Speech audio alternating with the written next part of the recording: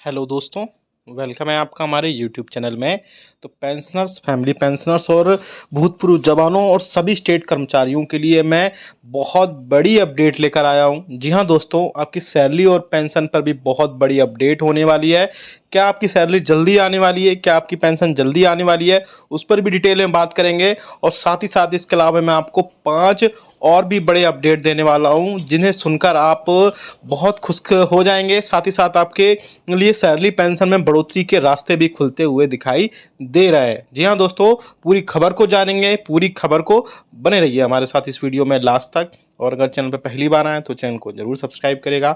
साथ ही साथ आप हमारी वीडियोस की लेटेस्ट नोटिफिकेशन के लिए घंटे के निशान को भी प्रेस करिएगा, तभी आपके पास हमारी वीडियोस की लेटेस्ट नोटिफिकेशन आ पाएगी और आप हमारी वीडियोस को इसी तरीके से आगे भी वॉच कर पाएंगे। आपकी जो सैलरी और पेंशन में जल्द आने वाली है या लेट होने वाली है, उसके रिगार्डिंग हम बाद में बात करेंगे। पहले अदर जो 5 बड़ी खबरें आ रही हैं उनको हम देख लेते हैं। तो सबसे पहले उनमें बड़ी खबर आ रही है, वो बड़ी खबर है आपको फिक्स्ड मेडिकल अलाउंसेस को लेकर के। जी हाँ दोस्तों, आप सभी को पता है कि ऐसे पेंशनर्स, फैमिली पेंशनर्स या कर्मचारी जो नॉन सीजीएचएस एरियाज़ में रहते हैं, यानी कि जो एरियाज़ में सीजीएचएस के हॉस्पिटल्स या वेलनेस सेंटर्स या फिर वहाँ पर सीजीएचएस के डिस्पेंसरीज नहीं हैं, तो ऐसे एरिया में रहने वाले पेंशनर्स और फैमिली पेंशनर्स को सरकार की तरफ से 1,000 रुपये का फिक्स्ड मेडिकल अलाउंसेस दिया जाता है। जी हाँ दोस्तों, ऐसे में अब पेंशनर्स और पेंशनर्स एसोसिएशंस ने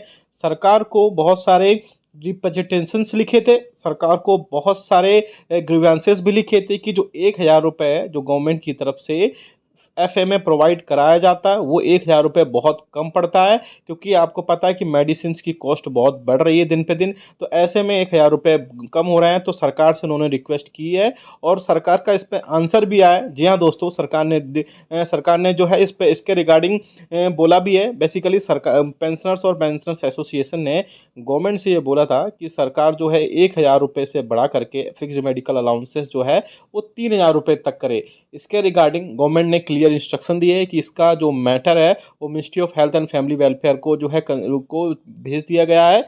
वहाँ से अब जो है कुछ ना कुछ इसमें अपडेट लेकर आएगा। इसके रिगार्डिंग जो है आगे आने वाले दिनों में बहुत सारी चीज़ें क्लियर होंगी। लेकिन आप कमेंट करके बताएगा कि आपके हिसाब से कितने रुपए फिक्स्ड मेडिकल अलाउंसेस के रूप में पेंशनर्स और फैमिली पेंशनर्स के बढ़ने चाहिए। क्योंकि आपको भी पता है कि 1,000 रुपये जो ओपीडी मेडिसिन का खर्चा मिलता है वो बहुत ही कम होता है। लेकिन इस पर बहुत ज़्यादा पॉजिटिव जो है बढ़ाने के चांसेस भी दिख रहे हैं, क्योंकि वाकई में 1,000 रुपये पेंशनर्स और फैमिली पेंशनर्स के लिए बहुत कम होते हैं।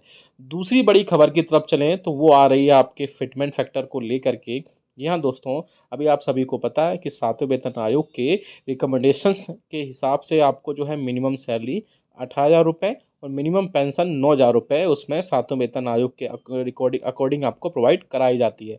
ऐसे में 7वें वेतन आयोग के बाद में जो कि आपकी फिटमेंट फैक्टर है 2.58 गुना, उसके बेसिस पर आपकी सैलरी और पेंशन तय की जाती है। लेकिन अब मीडिया में ऐसी खबरें आ रही हैं, साथ ही साथ बहुत सारे जो ऐसो मीडिया बहुत सारे जो पेंशनर्स और फैमिली पेंशनर्स के एसोसिएशंस हैं, या बोल सकते हैं कि फेडरेशंस है, उन्होंने भी सरकार से रिक्वेस्ट की है कि सरकार जो है कर्मचारियों, पेंशनर्स और फैमिली पेंशनर्स का जो फिटमेंट फैक्टर है उसमें बढ़ोतरी करे, बढ़ोतरी 3.68 गुना तक करे। और ऐसा वाकई में होता है तो पेंशनर्स और फैमिली पेंशनर्स के लिए इसमें बहुत बड़ी खबर होगी, बहुत बड़ी राहत होगी। जी हाँ दोस्तों, पेंशनर्स और फैमिली पेंशनर्स की अगर ऐसे में मैं ऐसे में अगर फिटमेंट फैक्टर 3.68 गुना यानी कि 2.57 से 3.68 गुना तक जाता है, तो ऐसे में पेंशनर्स और फैमिली पेंशनर्स के बहुत ज़्यादा राहत की खबर होने वाली है। और ऐसे में आपकी पेंशन जो है 9,000 रुपये से बढ़ करके करीब 13.5 से 14,000 रुपये तक पहुंचेगी। और साथ ही साथ आपकी जो सैलरी है वो 25 से 26,000 रुपये बेसी तक पहुंचने की पूरी पूरी संभावना जताई जा रही है। इस पर भी अगर ऐसा होता है तो हम आपको ज़रूर बता देंगे। अगली बड़ी अपडेट की तरफ लेके चलें तो आपकी अगली बड़ी अपडेट आ रही है 18 मंथ्स के डीए और डीआर पर। जी हाँ दोस्तों, आप सभी को पता है कि आपको 18 मंथ्स का डीए और डीआर का जो एरियर्स है वो नहीं दिया गया था। ऐसे में अब इस मंथ में जो है आगे आने वाले वीक्स में कभी भी हफ्ते में जो है एक बड़ी मीटिंग होने जा रही है, जो जिसमें कैबिनेट सेक्रेटरी, डीओपीटी के अधिकारी, साथ ही साथ मिनिस्ट्री ऑफ फाइनेंस के डिपार्टमेंट ऑफ एक्सपेंडिचर के अधिकारी भी बैठक में होंगे, जिसमें इस मीटिंग में और भी कई सारे इश्यूज होंगे, जैसे ओल्ड पेंशन स्कीम का मुद्दा हो, चाहे वो इसके अलावा और भी कई सारे मुद्दे हैं। लेकिन सबसे बड़ा मुद्दा जो है वो 18 मंथ्स का डीए और डीआर का जो एरियर्स है वो होने वाला है। जी हाँ दोस्तों, अगर आपका 18 मंथ्स का डीए और डीआर आप भी चाहते हैं, इस वीडियो को लाइक करिए, शेयर करिएगा। और इसके अलावा जो है वाकई में 18 मंथ्स का जो डीए डीआर है उसकी 3 इंस्टॉलमेंट्स मिल जाती हैं।